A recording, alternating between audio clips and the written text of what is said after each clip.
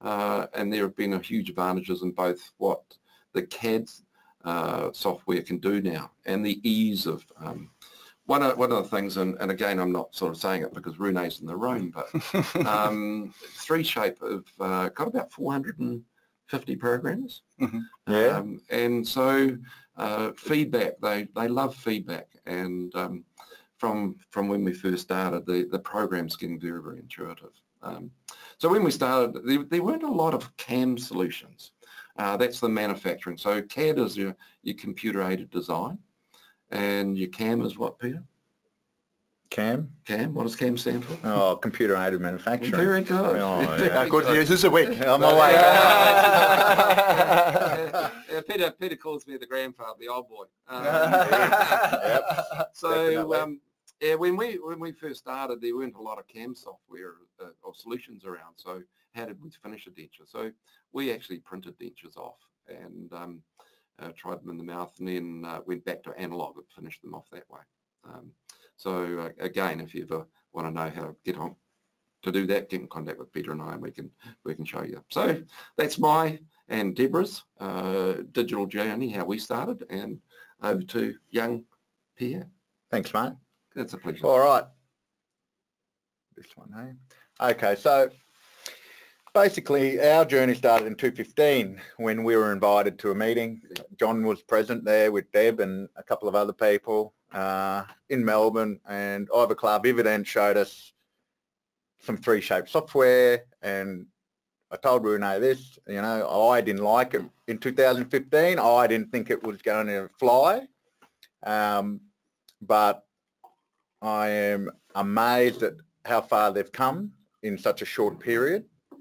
In 2016, we flew to New Zealand and did a 2-day course with old man over here, JB, and it took 2 days for him to convince me that this was going to be the future. So I basically came back and I purchased a D2000 scanner, the 3Shape software, and an Anastasia printer.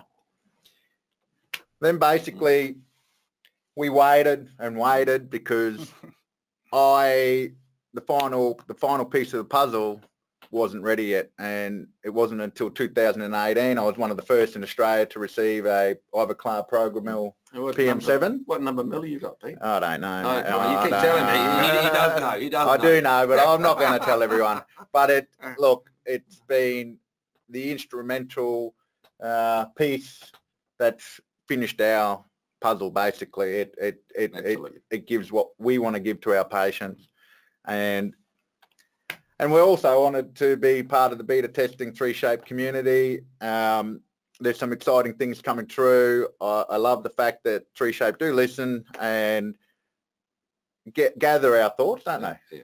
They really listen, and hopefully we can get some of those ideas out, Rune, hey? Yeah, we hope so too. Maybe before we go on here, yes. So you started both printing the denture, you said, correct. right? Yeah, so and what did you use to print the denture for? Maybe you can explain the process a little bit. Yeah, we printed our special trays and then printed the try-in, and we still do that today. But we've got a few more printers under our belt now. So yeah. So that was how you started out. And then we used to buy stock tea. So we would take a wash inside the try-in and would flask up in the analog world, and we would put carded teeth in there. Yes, it wasn't super accurate, and that's, like I said, we were waiting for the PM7 or a mill that could do what we needed it to be. The full digital workflow. Yeah, correct. Yeah. The workflow that we wanted. And right? And we've had a bit of experience. We were fortunate too that some roller mills early on. We played around with the roller mill. Oh, interesting. And so let me just just because I think there's still people actually doing the workflow you're describing out there, where you print the model and then do a silicone matrix or whatever you do, put the teeth in and inject and so on. Yes. But I mean, what's your opinion on that workflow is? It's okay. It's okay. It's sort of, it's for me. I'm digitally. I'm mature. We've been doing it for quite a long time, and it's mainstream. Whereas to starting off with, it's okay. Yeah. Just think of a reline, and you'll find when you design the denture, partway through the program, you can flip the fitting surface and you can see if teeth are poking through onto the fitting surface, and you take a picture of that. Yeah. And as Peter described, you get your stock teeth and you know where to grind. Sure. And, and long as when you're putting the flasks together, you're feeling metal to metal, and then you can inject. And it is a very good. But there is a simpler way now. Down under, we obviously have a milling service to people that don't have the mill. So we do two things. We mill the final denture, or we mill the arch of teeth unfinished, and we send them off to the client, and they put them into the flask and inject, and it works beautifully. And that's what we're describing here is actually the good thing when you're looking around at programs and you want to do your homework. And what we're talking about, it's one of the things with 3Shape, is actually gives you flexibility, and you're not locked in, whereas both Peter and I really want to do less and less analog. Sure, okay, of course. I think that's all our dream, right? That's all our dream. No articulation, no flasking. No, of course. But I just want to check on this workflow. I mean, we see a big movement away from that workflow. Yeah. There was a lot of people doing that in the initial phase, but for me, this was a little bit half digital. Yeah. Where now we're doing full digital, right? 100%. But I mean, let's get back to the presentation. So when we first started off, we were limited to what we could do. Whereas what we can do now, let's just run through some of those things, shall we? So full upper and lower dentures. So the photographs are here. Are real patients, real patients. So yes, we can do upper and lower dentures. Peter and I think that's mainstream now for us, isn't it? Yeah, 100%. All my full dentures are digital. And you can do full upper and lower dentures. That's a full upper against standing lower. And immediate dentures. We'll talk about immediate dentures shortly. That's exciting what's happening. So can I ask you, so how many full dentures have you done together, each of you? It'd be over 600. Over 600, I would that's an amazing number. So it's not just a dream anymore. Oh, no, I said it's mainstream. No, it's really mainstream, and that's it. It works. Cool. And again, the advancements in the software allows us to, for like a full upper denture against standing lowers, or vice versa, with the articulation and the dynamic, you can grind them in without having to remount the model. So what else can we do? Chrome partials. Well, chrome partials, you've got options, and that's again, it's important. So you can print your frames and cast normally and finish them off. Or the more modern way is sintering, selective laser sintering. So everyone that's watching this, do yourself a favour, try a sintered laser chrome, or our chromes. John and I are made down in Melbourne by Pros Labs, and they're sintered and they're beautiful. They fit precisely, things you can't do analog. You say you want a 0.8 mil, it's 0.8 mil. Sure. Yeah. So, and you are happy with also the properties of the printed dentures? And very much so. And what about the price? Because sometimes people think they're too expensive. No, they're the same price. Yeah, Damien's prices and ProsLab are, I don't know if he's watching. Do you want a discount, mate?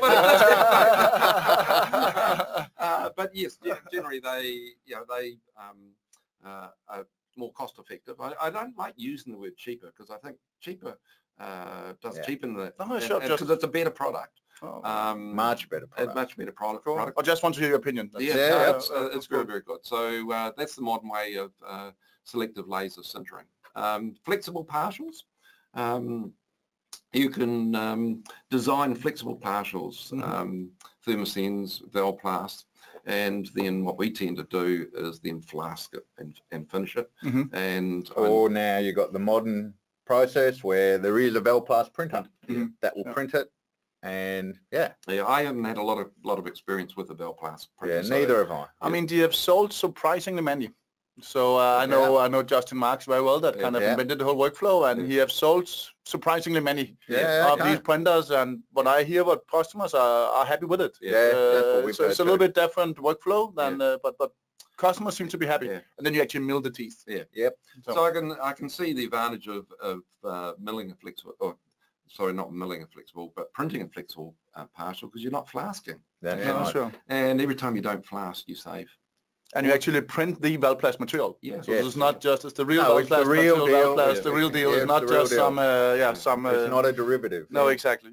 So every time you don't flask a job, you're saving about 45 minutes of time. That's nice. So your technicians can do more what I call valuable work. So plastic partials, Rune is pretty excited about this. So Damien Proslab and Peter and myself have been working through trying to make the plastic partial kit set. So you can mill your base, mill your teeth and put it all together. And how far are you with that right now? That works. And now I'm working on the partial oversized milling, where you basically roughen the base, roughen the teeth, glue the two together, put it back in the mill and does a final mill. So we're not touching anything. So watch the space. Watch the space. And the other exciting thing that we've been doing for probably about 6 or 7 months. Yeah, I'd say so. I didn't actually look up, but metal free, and that's quite popular. One of the things you've got to do is it's a wee bit flexible. Do you find that, Pete? Yeah, it's a little bit flexible. You got to change the way you design them and understand how they work. But they do work well. There is a market for them. Yeah. Especially for younger patients that have lost a couple of posteriors and can't afford implant crowns. So it's definitely an option there. And I find they're quite good in situations where the class was visible. Yeah. So, and which materials are you milling here? Yeah, so I use Javora, same and he does too. It was the first peak to come on the market, so it's a medical grade, and they have and the reason why I do like them too, Rune, is they got a 15-year clinical study now. Oh, nice. Yeah. So peak is well known and very great material. Yes, correct. And that's one of the things that Peter and I often discuss. And the clinical trials, is there scientific evidence and longevity? So what can we just basically just for everyone to be aligned here, so it's basically you use the RPD software or the movable software, and then you are milling it out of the puck, right? Yes. Correct. And you do it on the PM7? Yes, we do it on the PM7, and nice. it's very, very quick. Yeah, cool. And you get about two partials out of a puck. So all right, so that's actually good. Yeah. Cool. So what else can we do? This is exciting. Yeah. So this is relines.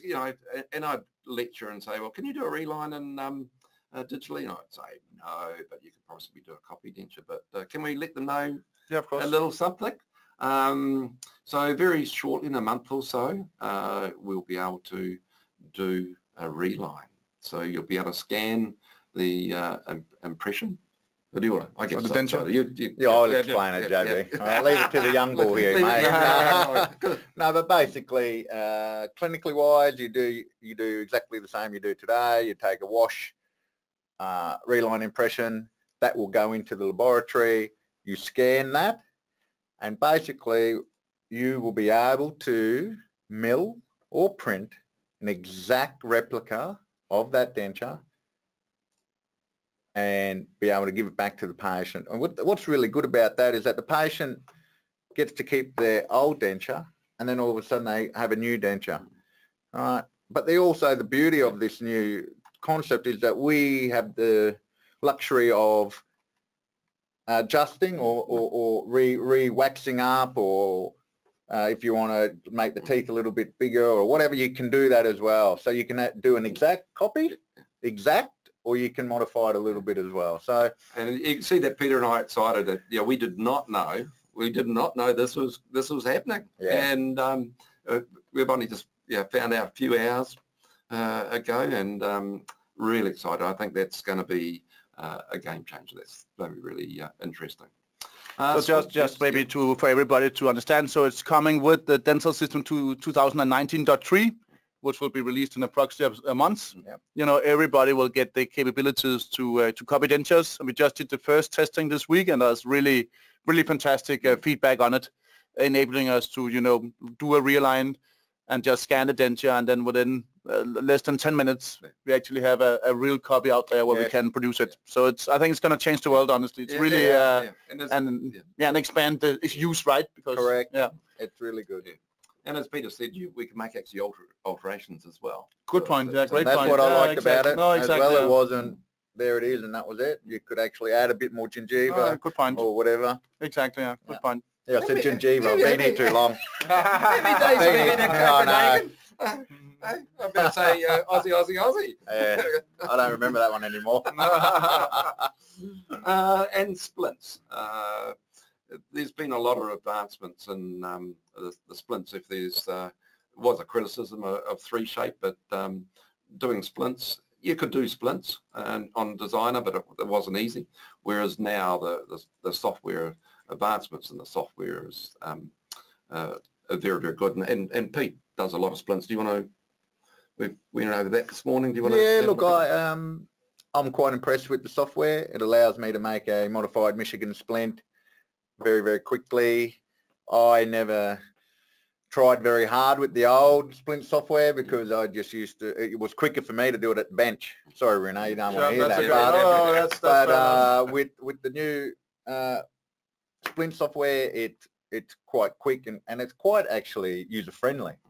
And that's what I like about it. Sure. The interface is beautiful. Yeah. So for specialists and you know, if you want to do Michigan splints, I think it's which you do that style. Yeah. Modified, which is really great. Maybe not. Let me just add a little bit for everybody here. So the splints, the new Splint Studio, as it's called, is coming with was released with the 2019 software. Yeah. So it's already, if you upgraded 2019, you actually have the new Splint. Yeah. You should be aware that it's a different icon on the desktop. But please get started. There's fantastic feedback on it, and it's completely rewritten from scratch. So as you could see, it's a complete new experience. Yeah, and hopefully we do it faster than manual today. Yeah. Yes, it is. Yeah, it's a lot quicker. Pete's a bit slow on articulation. He could do it. What now. articulation? It's digital. Digital, don't have articulation. So that's what you can achieve digitally. Yeah. So let's sort of go through some workflows. So I'll go through the immediate one and you go through the full one. Yeah, done. How about that? Yeah, that's good. So again, if you've got any questions, just fire them through. So with immediate dentures, the current workflow is you've got a clinical, you've got the laboratory. So in the laboratory, there's 2 parts. There's the CAD, computer-aided design, and then the computer-aided manufacturing is how you finish things off. And then you've got a clinical. So you may be a dentist or sending work into your laboratory, and you'll have the CAD design and the CAM software. So how do we do immediates? So immediates generally start off with a primary impression or an intraoral scan now. And if there's one thing I'd like you to remember and take away, there's 4 steps to creating something digitally. And what are those 4 steps, Pete? Create. Correct. Scan. Correct. Design. Correct. And manufacture. Do you know how many times I had to go over them with them last night to make sure I didn't forget it? But yeah, no, create. So what does create mean? So create means you need an order form, and the order form is really important because each one of the buttons will open up an algorithm. And so think of an order form as your lab slip. Yep. So we create a lab slip. And then we scan. We've got to scan the models or the impression or whatever we're doing. And in our laboratory now we scan all impressions. We avoiding pouring up models. So we scan the impression, and just to put it in a little simplistic terms, the scanners have got little cameras, and then they turn it into little triangles, and the program reads the triangles and turns it into a model on screen as we know it.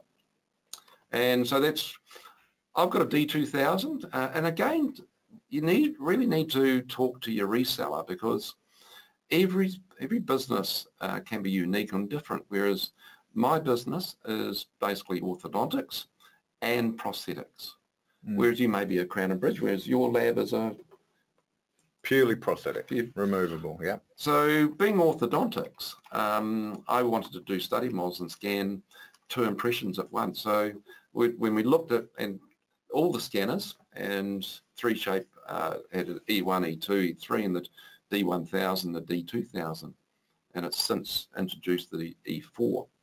So for me, orthodontics is I wanted to be able to scan upper and lower impressions to make orthodontic models. So I went to the D2000. And so what have you got, Pete? I have a D2000. And why did you go to the D2000? To scan 2 models at once. He'll tell you that, but I will. He'll tell you that, but he went D2000 because I had one. and he would have got a bit of stick if he had bought the E1 or E2. But no. But all jokes aside, the D2000 is a great scanner, but so are all the other ones. So that's scanning. And then your design. And then you just a little bit, there's actually a question here on the design. So how long time does it take you to design a denture? Let's start with a pair of an upper and a lower. Immediate denture?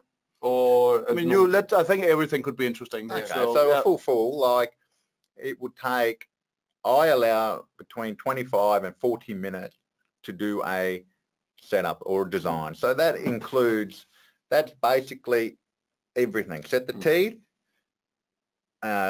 wax it up, and it's ready to go to my printer or the mill. Sure. So in the real world, I allow, we work in 15-minute blocks, and I allow 2.5 hours for a full setup. As a 2.5 block, I guess. 2.5 hours. So for 15 minutes blocks, that's 10. So four blocks, 4 15-minute blocks is an hour. So 8, 10, 15-minute units, what we call it a unit. Sure. So 2.5 hours, and that's to have a fully contoured, articulated setup. And but what's the question is, how much is that design time? So, the design, I'm talking about the analog world. No, I was going to talk about analog. In the analog world, sure. I allow our technicians 2.5 hours to make and design or wax up a full upper and lower, and we can do that digitally in half an hour. Yeah. So I just want to say to people out there, look, we've been doing this a very long time, and when I did my first setup, it took me all day because you get lost and you don't know what you're doing, and I am considered I consider myself an expert on designing now, and it takes a good 6 months, 12 months to get familiarised with the software. So and if Esther's listening, hi Esther. So she will tell everyone in Canada that my recommendation is, you need to sit down and you need to spend the hours you need to do. I used to do around 3 hours a day, and that was either before work or after work. But I tried to find the time, and it's exciting. It was exciting. And it is. The perspective takes a wee while to get used to it. The good thing about immediate dentures digitally is in the analog world, we may get our models and mark the models, the angulation of the teeth. But once we cut the tooth off, unless we've got a study model, it's memory and getting out your calipers. Whereas digitally, we can ghost the original impression, and it's fantastic. Just one, before we move on, there's one additional question here. I think we take it now. Yeah. So how do you create a perfect balanced articulation without losing vertical height? Yes. Yeah. You want me to answer that? You can go for that one. Okay, so basically, as you enter depends which system you want to use. There's different workflows. So I use the BPS principles, but if we're going to talk traditional principles, we're going to scan in our models and our biblocks, and that gives us our occlusal plane and our midline and whatever markings you put on there. As you go through a try-in, you set the teeth, but you cannot cut the occlusion, okay? The good thing about, the reason why I chose 3Shape is because it is truly digital. There is no articulator. And believe it or not, I used to think, no way, this can't be, it does not work. And trust me, it works, and it works really, really well. So you can't cut the occlusion on a monoblock or a try-in, But when you come back in to modify that to go to the final denture, you cut the occlusion, but it only cuts the lateral, or the way I talk in layman terms is left and right bite and forward and back bite. It will not cut your centric stops. Okay, the computer is quite intelligent, and talking to Taris, who's technical engineer, software guy, 3Shape have over 4 million coding pages or whatever you want to say. So you know, it's very it works. Yeah. So that hopefully that answers your question. So when we do the final grinding in of the occlusion, we do that at the finish stage, not on a try-in. So then from design we manufacture. Guys, there's coming some more questions, but I take them when they're a little bit more appropriate, right? Okay, so guys asking questions, keep asking questions. We will just take them when they're appropriate. So we'll try and answer those questions if it's full question when we do that. So then we construct or manufacture a special tray, and they're generally printed. So then you take a secondary impression if you want to. You create a new order form. So every time you do something, you create a new order form. And then we scan it, the secondary, and then we design it. And this is the exciting thing with digital. So we create our occlusal heights, and then we manufacture. And that is a full digital immediate. And obviously tell them how it was made on a mill. On a mill. Yeah. So that one is milled. Are you both milling and printing? So we'll get into it now. We'll get into it now. So we believe there will be 2 markets. There will be a printed market and a milling market. Printing materials are not approved for mouth use in Australia and most countries. And New Zealand, yes.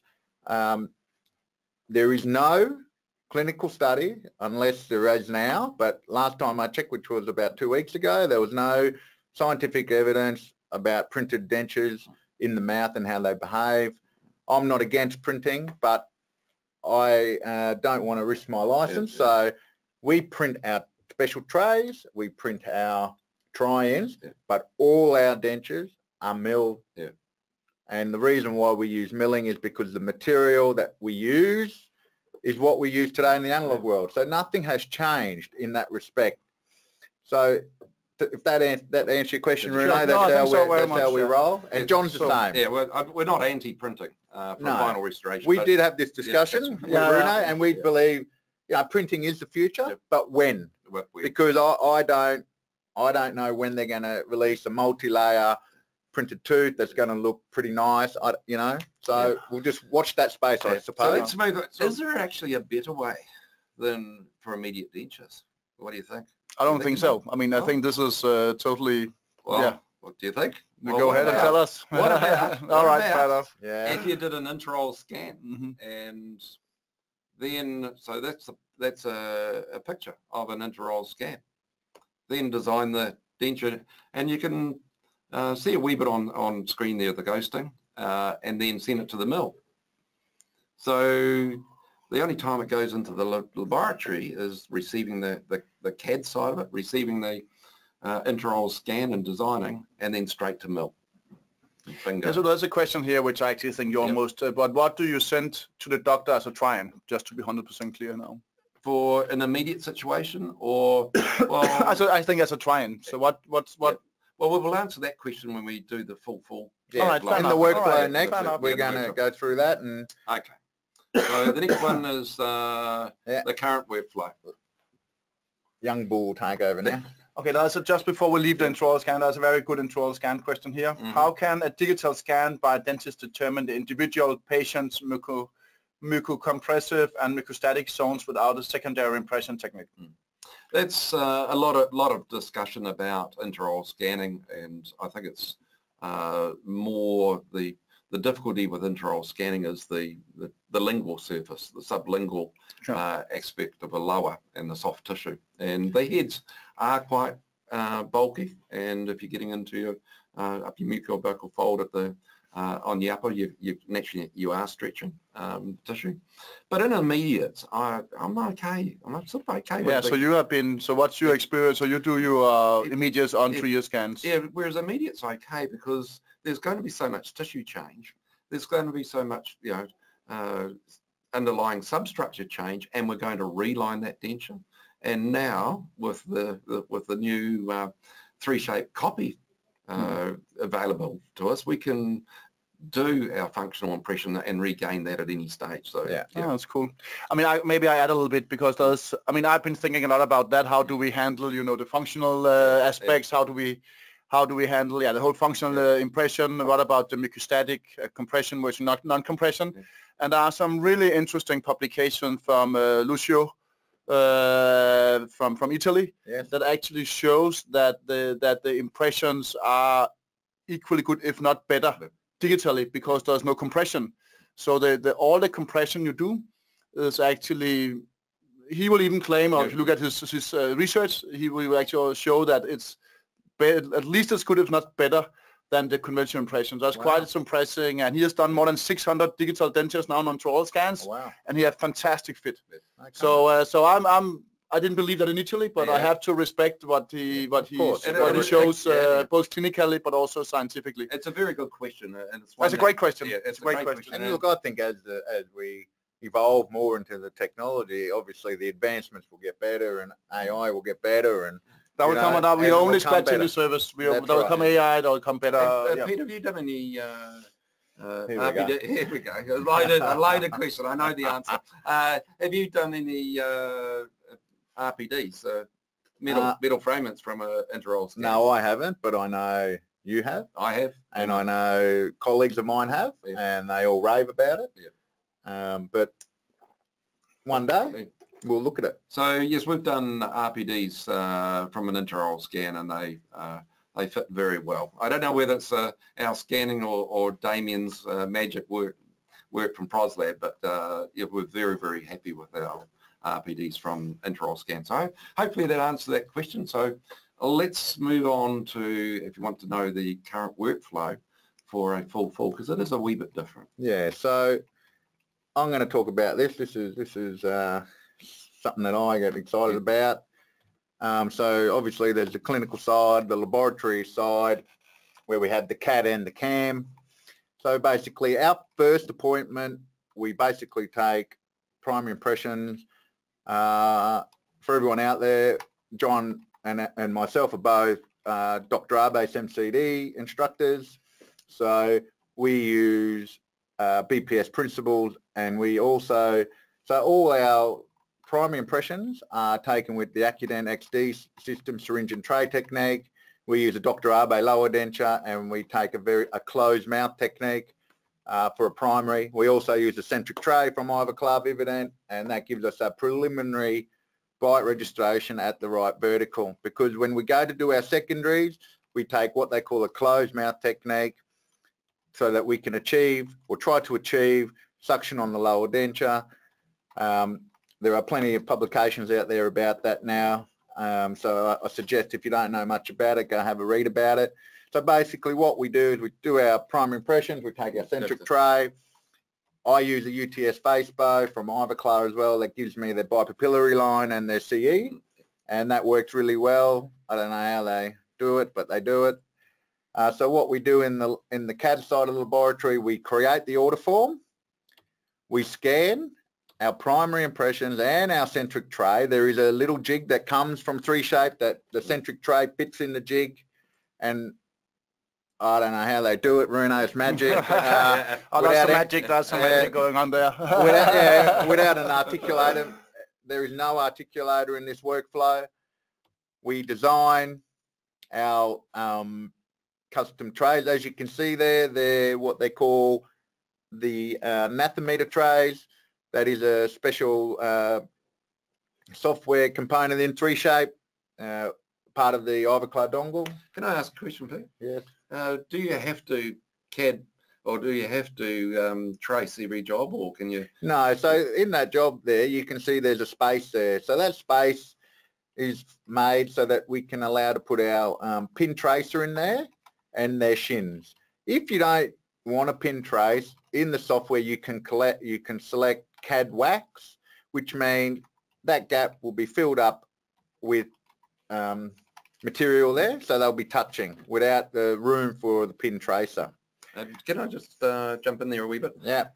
Sometimes too, if I've got a patient with an unstable bite, I will keep that spacer there and add 2 sheets of wax on the upper and 2 to 3 sheets of wax on the lower. So if I want to adjust them, I can. Yeah, okay. So then basically from there, we manufacture. So this is really important. We as you can see there, that is the tray design with the nathometer in place, okay? There's 2 lugs there and it just clips on nicely.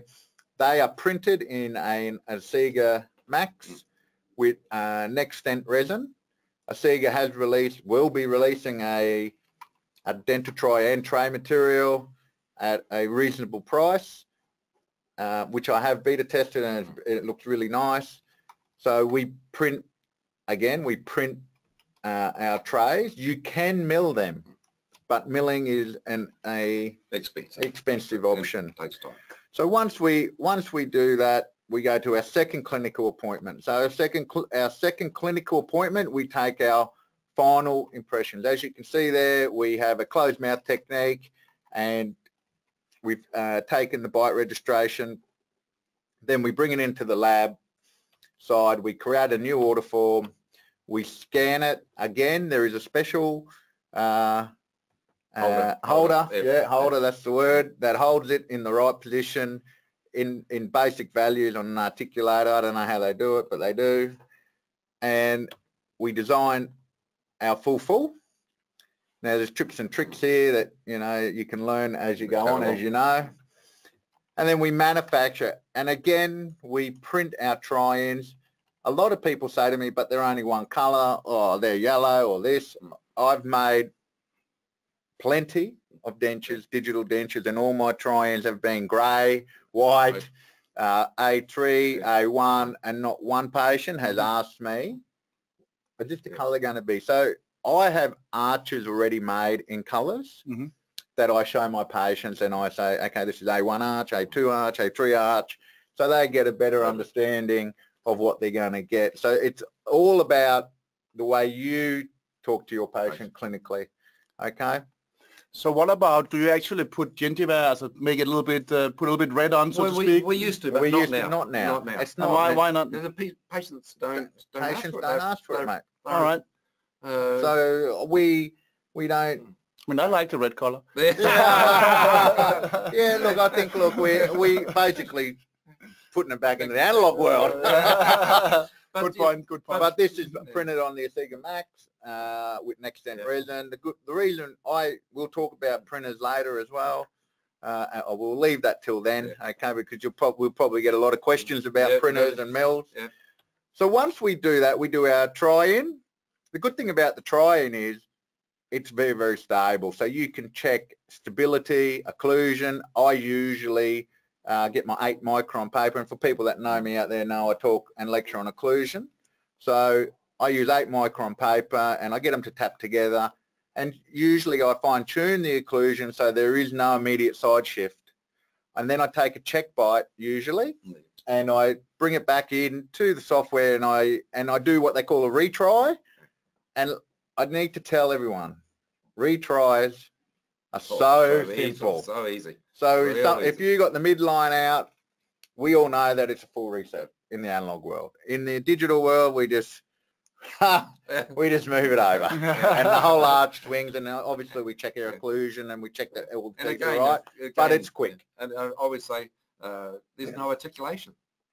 So the time it takes you to do a retry, it's less than the time it takes to articulate a job. Yeah. So once it goes back into the software, we generate a CAM output. Okay. So we don't print, as we said before, we don't print our final dentures. We manufacture and we mill, and then we basically end up putting them in the mouth. Now, it took me nearly 12 months to work out the offset. So for people listening with digital dentures, you're milling out of a block that's been through the curing process.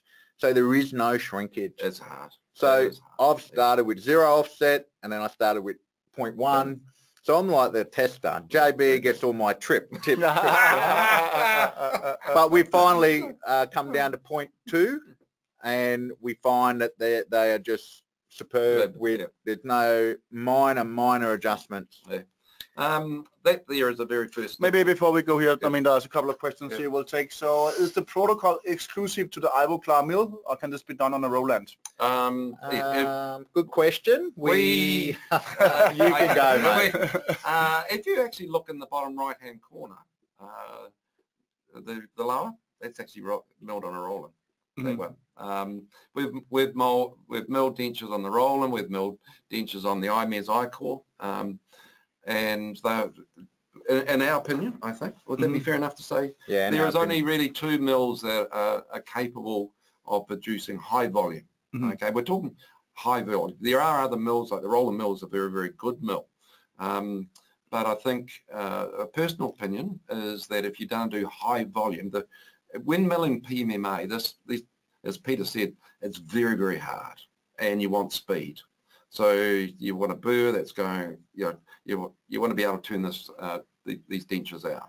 And so there's a lot of vibration. So in my opinion, there's only 2 mills on the market at this stage. Yeah, but in saying that, if you're only, well, we had this discussion, and if you're doing zirconia all day, every day, the Roland mill's fine. But if you're going to do the odd splint or the odd denture, it's going to be okay. But if you're looking at mass production like us, that's all I do. I only do dentures. You need to look at a mill that's going to take the load of the PMMA. And you want to be getting them out quickly. So we'll talk about mills. But maybe I'll just add a little bit because the workflow we show up here, what was called the 3D bite plate, is actually you need, that's an exclusive Ivoclar module. So you need to get that module from Ivoclar. But you could in principle mill at not the oversized milling, but you could mill it on a third-party machining. Absolutely. In theory, and you did that earlier. And that was this here is actually the very, very first digital denture. Oh, excellent. So it's quite special to us. Sorry, one more. There's one more question here. So, do you recommend a bite registration for edentulous dentition? So, if you look at the workflow, you don't really need a bite, because at the top left-hand corner in the centre there, as Peter described, we use a centric tray, and I'd recommend anybody using a centric tray. So what does a centric tray do? What does it do, Peter? Takes a preliminary jaw registration at the VD that you want to take your secondary impression. So the person that's asking the question, I suggest that you go and read some books on closed mouth technique, BPS books or Dr. Abe books, and it explains a lot about closed mouth impressions and the muscles that are being used when you're taking those impressions.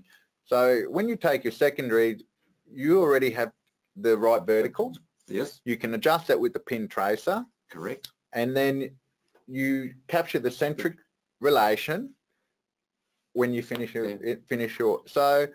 And again at the try-in, you verify it again at the try-in. Sure. So the answering to the question is a bite. It's a very intuitive person that answers the question because they're missing the bite block. So yes, we're almost taking a bite at primary, we're almost taking a bite in vertical dimension, as Peter said, at the secondary and at the try. So cool. Does that answer that question? So Peter and I subscribe to Dr. Abe suction. So we always try and achieve suction. Rune loves this. Rune said, "Oh, we have to put this slide in." And so digitally, can you achieve suction, a stable suction denture? The answer is, you'll find out in a minute. But the first video we're about to play is this patient has a highly atrophic ridge, which means it's very, very flat. Yeah. Oh. Sounds good. And the next one.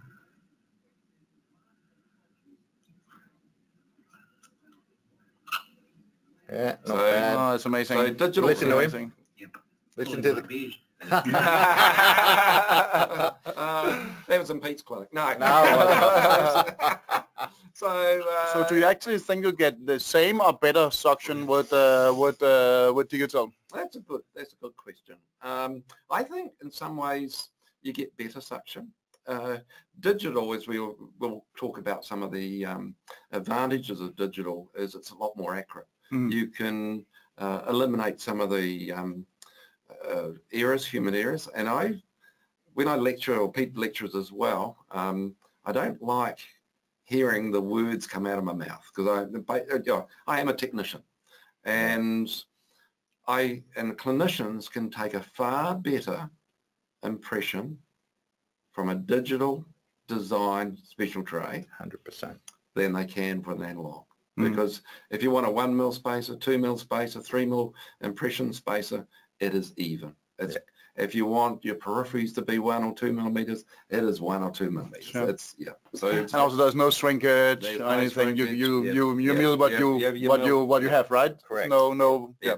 So just let's go on. Yeah, definitely. So I've just plugged it in there. Peter and I are instructors of Dr.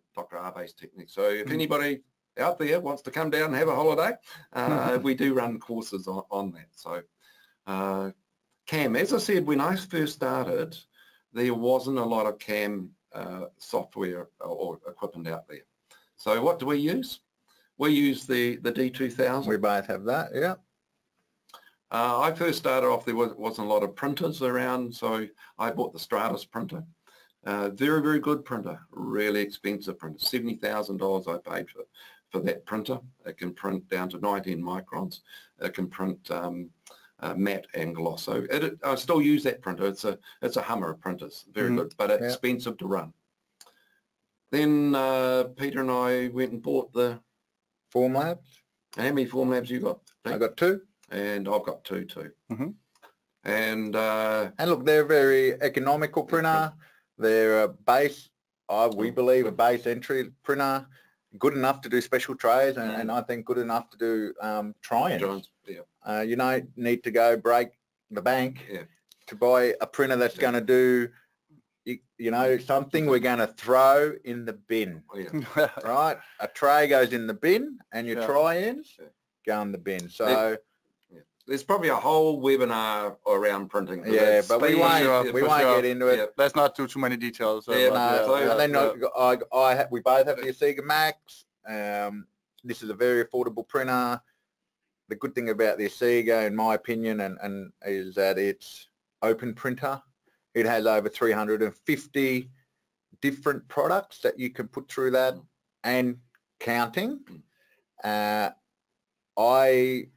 like to use Asiga because obviously it's Australian made, and also their Asiga range of resins that are coming out. We are working on a new material, a couple of new materials. Watch this space. Watch this space. So yeah, we both really love the Asiga, and I know that they're going really well in sales around the world. They're very renowned, and I get the new printer in Graham. I want it in October, mate. So watch that space and have a look at their website. They've got a really extensive range of printers. And it is. Peter did introduce me to the Asiga printer, and it is a very, very good printer. Good quality. I haven't had any experience on the NextDent printer, but I think you have, Peter. Yeah, so I have a NextDent printer as well. Good printer, very, very fast printer. What do I think? I think it's a good printer and it's fast. Is it accurate? Yes, it's accurate. Is it as accurate as the Asiga? No, it's not. And it's more expensive to run because it is a locked, I'm not here to sugarcoat it all. It is a locked system, and the resins are, in my opinion, quite expensive. Okay. And then both Peter and I have got the PM7. It's one of the new generation mills. And as we said, that in our opinion, and it is only our opinion, but there's only probably 2 mills to consider. So please don't bomb us with too many questions. But but I think the IMES I-Core and the PM7 about if you do, we're talking high volume here. Yeah, sure. High volume and fast. And we're talking fast. So how long does it take you to mill a denture, Pete? Am I allowed to say? Oh, look, of course. Yeah. around 2 hours for a complete full denture on the PM7. That's obviously it moves very, very quickly. The IMES is not too far behind either now. So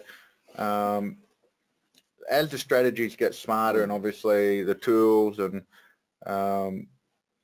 you know, get better and all that, you know, it's going to be relatively quick.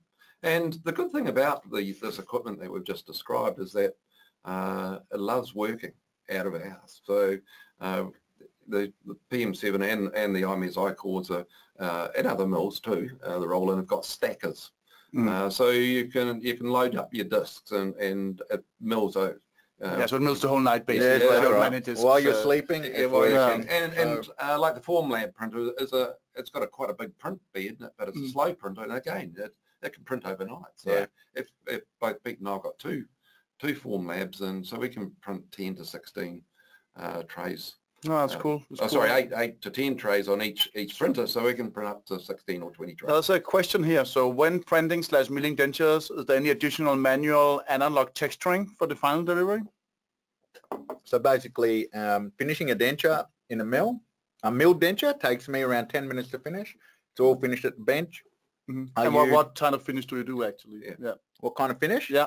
So I use, do you want me to explain all the birds and everything? No, just a little bit, we're running a little bit, time is going, so a little bit basic. Okay, so basically there's a special range of birds that I put together. It takes me about 10 minutes to dish the teeth, but there's a little bit of a trick in the CAD to make it a lot easier. And then I use a breed end product to polish, and then I use to pre-polish, and then I use Cangelor KMG as the final polish.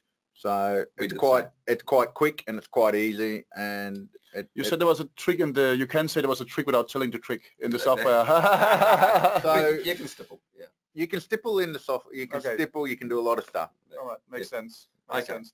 So I think we have to take one quick question here, even though we have to move on soon. So how about the strength of the printed teeth compared to normal teeth? Did you do any? Okay, so we should have actually stuck in a slide. I mean, that's a whole. I know this is a long story, but let's do a little short. Then I'll just tell you how it is. It's like you can buy SDCL tooth card, or you can buy the SDCL puck. Same product. It's the same product. So it's a cross-link PMMA disc. It's exactly the same materials that you buy or you use. So the pink base is actually either base high impact, and the tooth puck, like I said, is SDCL material. Digital denture is a lot stronger, and we'll talk about that. Sure. Okay, let's, I mean, he was actually talking about printed here. I still think that printed we don't know anything about printed teeth at the moment, because there is no material available in Australia or New Zealand. Fair enough. Printing is porous. Sure. I mean, I think we'll see also that Simona now came with a really strong printed base. Yeah. I think personally that printed teeth are getting pretty strong. Yeah. But they're not as strong, in my opinion, as the conventional or mill teeth. So that's my point. And that's, I think, what we talked about. I think printing, there'll be a printed denture, and there'd be a mill denture. One will be a high-end denture. The other one will be an entry level. I agree. At this stage, yes. Yep. So some of the challenges going digitally. We were the first, or one of the first to go digital. And apart from our reseller, there was no one around to help us. And so we learnt. And then when Peter came along, we bounced a lot of ideas. So some of our team members fed digital and the ability to learn. That was a big one. Yeah, a little bit. Yeah. Whereas that's changed. They're excited, and so some of our team members feared that they might lose their jobs. Yeah. And I gave an assurance to all our team members that no one would lose their jobs through digitalisation. It's just that we're going to end up doing it differently, and we've talked about the efficiencies. So as a business, we can get through our workload a lot quicker and a lot easier. IT is a challenge if you're not IT savvy, setting up networks and getting the CAD and the CAM communicating with each other. So I said earlier, and I think one of our mates bought a bit of gear from one reseller and a bit for another reseller, and he had a few problems. So I'd suggest that you buy all your gear from one reseller. And as we progressed, we wanted to go more and more digitally, which meant we needed to buy more equipment. So and seats, but we also had to wait for Rune over here to kick in another gear. So we probably underestimated the uptake of our clients, because as I said, we're a clinic and also a dental laboratory, and our what we call KBRs, our dentists and orthodontists that send digital scans in, and we probably underestimated how quick the uptake would be. And a criticism was the cost of the annual license fees. I did struggle with those. Sorry. Yeah, no, that's fair enough. That's completely fair.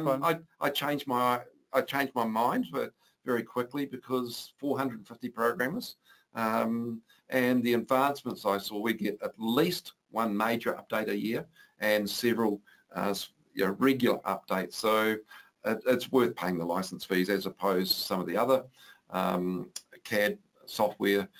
They're still, some of the ones I look at, or especially one in particular, they're still promising this is coming, and that's going back from 2013, and that's still not there.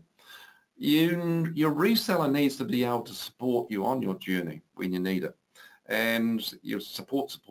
And if you ever get into milling, you need support more. So that's very, very important.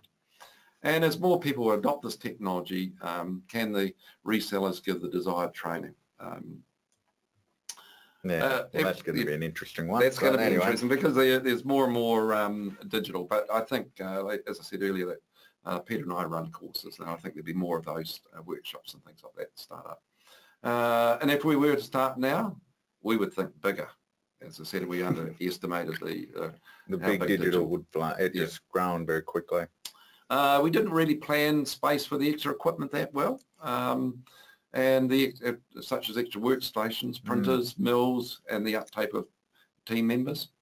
So we would plan better around the workflows, because we didn't really know the workflow that way. No, we had to learn ourselves. We had to learn. Sure. We had to learn. So hopefully what we're presenting today will give you some idea. But we agree it's much more mature today, right? Oh, it's yes, more mature. 100%. Yeah. And we've hired people. As I said, nobody's lost their jobs. That's we've great. hired people, so somebody to scan all the impressions. So we scan all of the impressions and models, and preparing the digital models.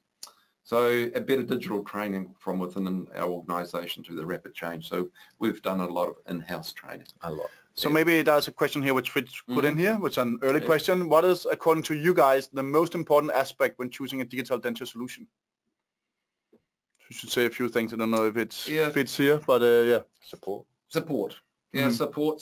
So your reseller, I did have a friend that bought, a colleague that bought his gear initially, and the reseller set it up, but didn't know how the IT worked, didn't know how the printers work, and he found it very, very frustrating. 100%. So really, really do your homework, talk to colleagues, and most importantly, hold the resellers, you know, to what they tell you that they can promise, because there's a lot of people out there that are talking, but when we'll get into that in the next couple of slides.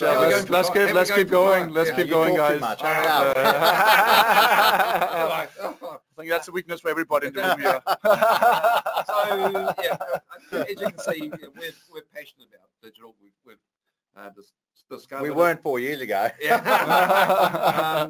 But we know it works, and it works with them. So the major benefits, it's reproducible, time and time again. So in our business, we find that we make between 1 and 2 replacement dentures. People lose them, dogs eat them, go fishing, they're sick overboard, lots of reasons. But and there's always a family crisis, a wedding the next day or coming up. So you can reproduce that denture time and time again.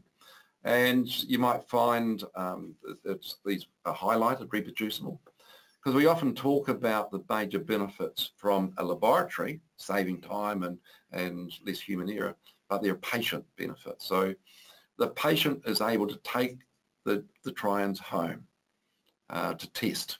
So I don't know, Rune, if any technicians told you they've allowed the patient to take them home, the old wax try-ins, come home or come back to your surgery and here's some teeth and of course. So you can take them home. So if you have an good point, excellent point. It's a clean and tidy workplace. So the old days of there's less dust. It's environmentally friendly. Wheelie bins. Do you have wheelie bins over here? Oh, not really. Garbage bins. Garbage bins? Oh, of course. Yeah. Yeah. So we had 8 wheelie bins go out every week to landfill, and we're down to 2. So that's amazing. And we're reducing that even more. So there are time savings. So again, I don't like the companies that promote that go digital because you'll save time. Yes, you will. Initially you won't until you learn it, but eventually you will. But to me, it's about quality. It's about the patient being able to reproduce, take it home and try. And it's an accurate and systematic workflow. And as I said, we've talked about earlier, that it's your special trades, you get far better results digitally than you can analog. And again, yes, you can have 1 to 2 less appointments. In certain situations. Yes. Reduced human error. So the one I love is diagnostic. Digital is gives you the ability of being able to treat patients for multitude unstable bites. And here's a patient that came in. She was really, really embarrassed, and she had these 25-year-old dentures lost. And her daughter, the driver, what made her get a new set of teeth was her daughter was getting married, and she left it to the last minute, 2 weeks. So I had to make a set of dentures in 2 weeks. So the clinicians are out there, or the technicians. You can see the posterior teeth are worn. This patient was overclosed, loss of vertical dimension. The bite had gone from a class 1 to a class 3. So clinicians, very hard to treat. So there it is. And I know that bite is going to change over 3 months because we've re-established. I can then do my occlusal adjustments, mill a new denture. Well, that's cool. Yeah. So a mill denture is much stronger and lighter. So challenges that are facing the industry right now, Pete, what do you? Yeah, so this is a big one, which really gets me a little bit upset or angry, that some companies are giving out the incorrect information. Do your homework and look at, your country's regulation laws around printed materials. Would you agree? Yeah, there's a lot of misinformation out there. The next one will be, what is it, JB? Regulations, especially around print material. That's the biggest one. That's the biggest one we find, don't we? It is. Yeah. And lack of understanding of the importance of following manufacturers' guidelines around print material. So this is about biocompatibility. So each material will have specific guidelines of how to mix it and post-curing. So if you don't follow those guidelines and something goes wrong and they test it, you may become liable. Yeah. And printed dentures at the moment lack scientific evidence. There's no longevity, or there's no... Well, I haven't seen any, and I have the luxury of looking into a lot of different journals. Yeah. As I said, we're not against printing, so I think it has got a place, and printed dentures will come more and more. They will prevail, 100%. As more and more people adopt this technology, we need more training to keep up the high standard. There needs to be a more cost-effective solution. You're listening to this? There needs to be a more cost-effective solution. Yeah, but I think those milling machines need to be cheaper. Yeah. For smaller operators. We agree to that. Whereas we've talked about milling for smaller guys as well. And the lack of knowledge that some of our peers have and give out misinformation. I hear from our peers that digital's not ready, doesn't work. Yeah. But we're here to tell you that it's here. It's here. That's good to hear. I stopped saying it's here and now because it was here and now a couple of years ago. Great. So our take on the future, printing solutions will improve, and I think eventually everything will be printed, or majority stuff. So in the meantime, milled will be the preference choice in producing a quality denture for probably about 5 years. Yeah, I think so. We've had lengthy discussions about it. Not between us. Nobody really knows. But nobody knows. There's no doubt it will improve. Printing will improve, but it's hard to predict how fast. Intraoral scanning will get faster, it'll get easier, and it'll get better. And that probably answers that question from that person. And I can confirm that we're working on improving indentureless scanning as we speak, and there will come a significant soft data out, also workflow updates out in the future. Yeah. You know, just reminding you, this is not a three-shape ad, but we were very fortunate to spend some time with the Trios development team 2 days ago, so that was really great. And I think the cost of hardware consumables, or as more people get into it, will come down. Artificial intelligence will make the program easier and more intuitive For sure. Yeah, to use. I agree. Outsourcing, as it happens in the Crown and Bridge field, will become more mainstream. So, Peter and I have discussed, and Damien from ProsLab, of being able to offer that service.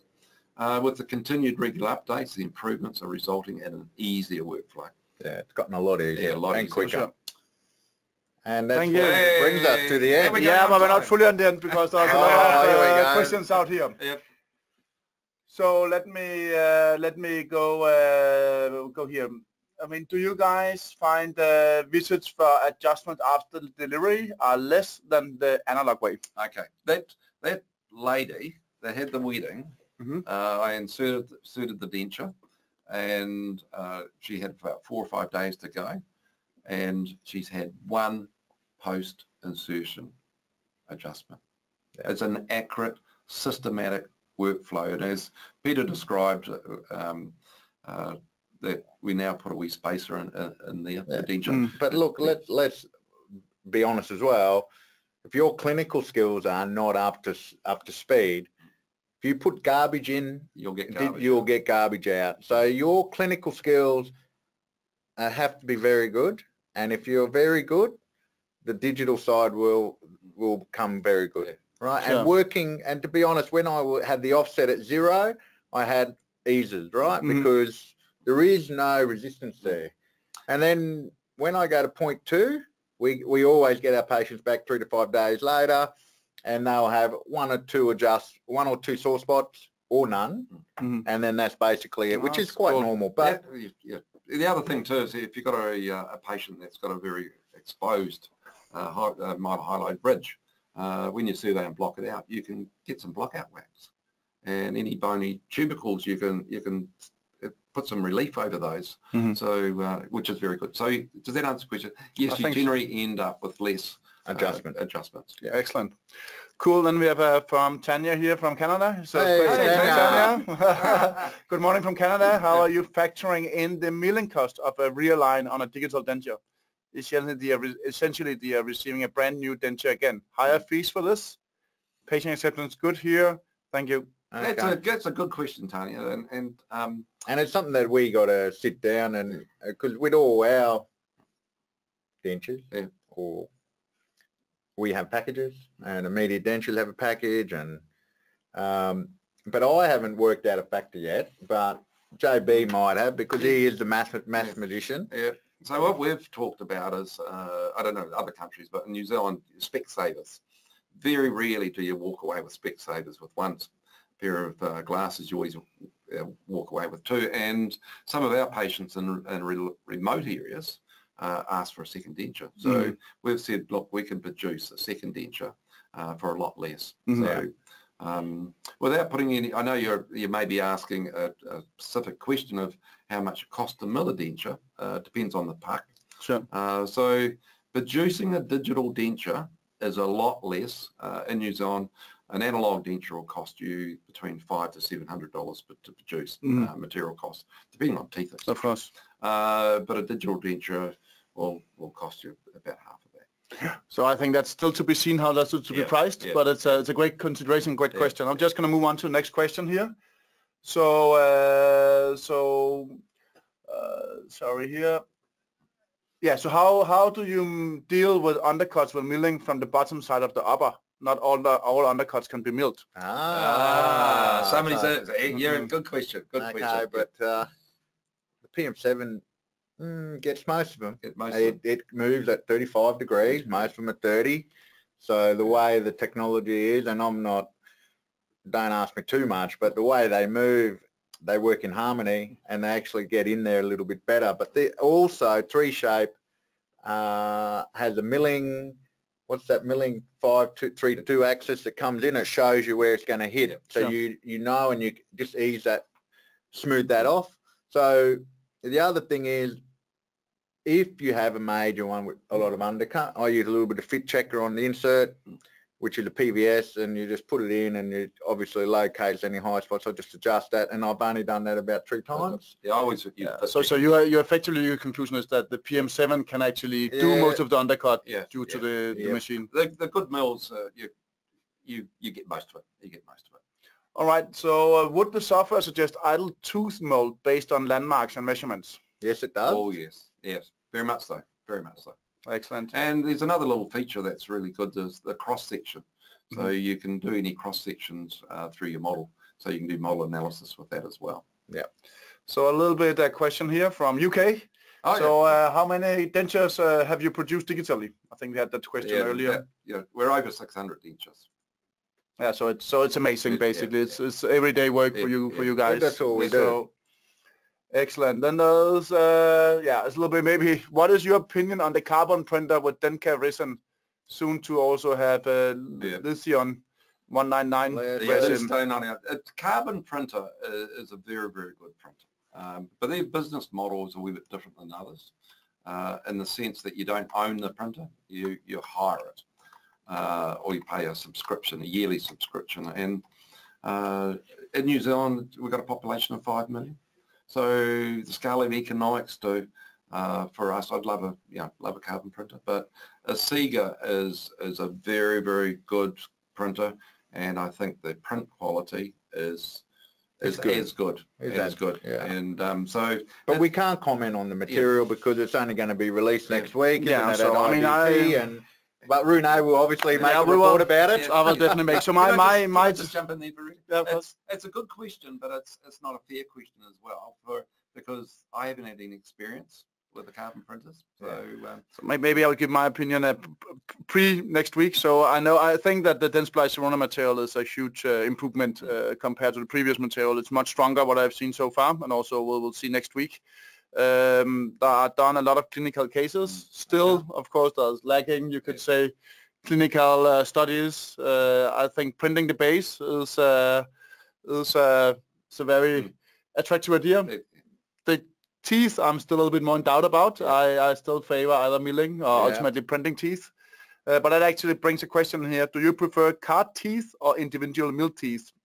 And how are you bonding these? Okay, so we mill all our teeth we mill a full arch. So if you're not familiar with the oversized milling from Ivor Club Evidence system, they basically, you mill an arch, you mill a base, and then you glue the two together. So if you put on your engineering hat, when you glue 2 pieces together, as opposed to gluing a base and 14 individual teeth, obviously the 2-piece is a lot stronger than the 15-piece. Would you agree? Definitely. Yeah. Okay. So we mill all our teeth, and a lot of people say, oh, they don't look as good and all that. But I can tell you now, with the new advancement in the multi-layered teeth, pucks, you're starting to get a 3-layered colour tooth and gradient looking tooth. You've seen a couple. Sure, no, look great. And they look good. They're starting to look good. And I sort of agree with Rune that it will be printed bases with milled teeth for some time. I mean, for me, everyone I know have basically swapped to milling what we call teeth in the arch or teeth in sections now. Yes. I see very few people, doing cartridges teeth or card teeth, stock teeth. We will see now with the Corona teeth coming, or Dentsply Corona teeth coming with real digital teeth and other manufacturers as well. Maybe it will go back, but I'm right now, I see the future as more milled / printed teeth. As I haven't been in the industry that long, because I'm just a young chap there. most of the fractures that we see, the analog fractures dentures that we made a number of years ago, tend to fracture through the midline or through an interproximal.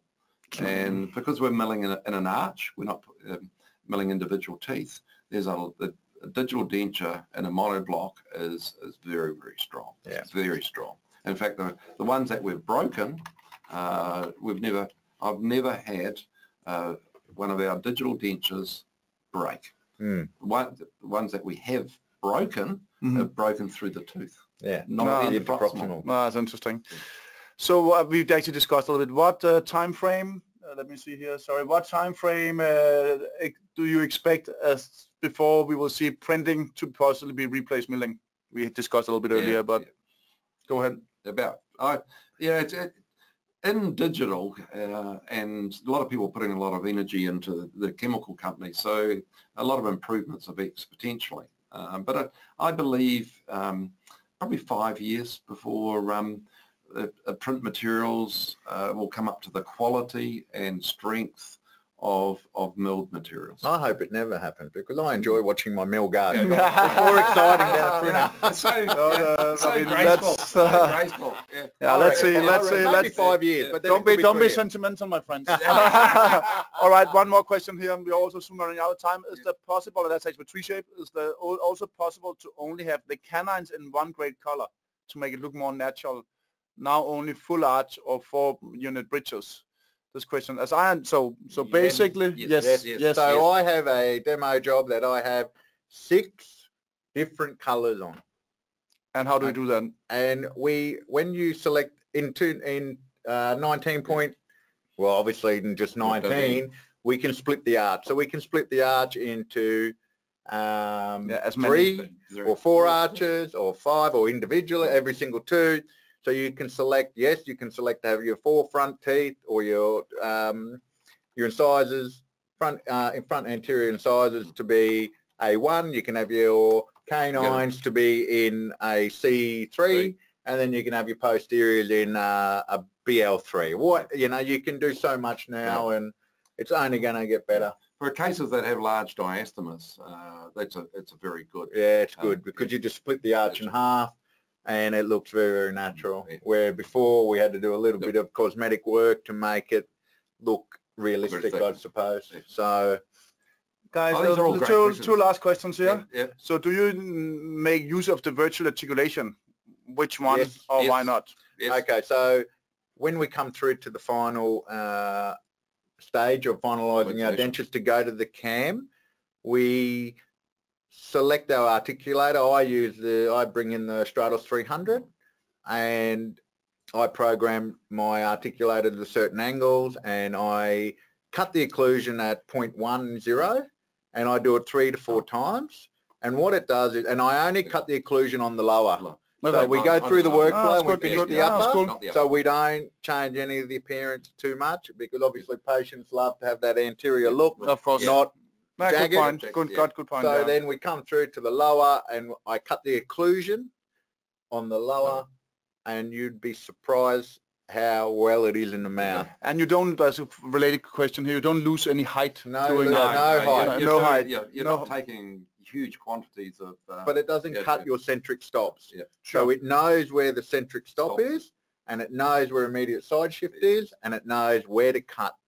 And that obviously comes down to the programmers, and yeah, it's amazing. Cool, guys. I think that was the last question. Thank you so much for coming. So I think it's been a great discussion and great questions from you out there. And thank you. So thank you everybody. Yeah, thank you for watching. See you, and do not hesitate to reach out to us if you need more help. All right. Thank you, everybody. See you later. Bye.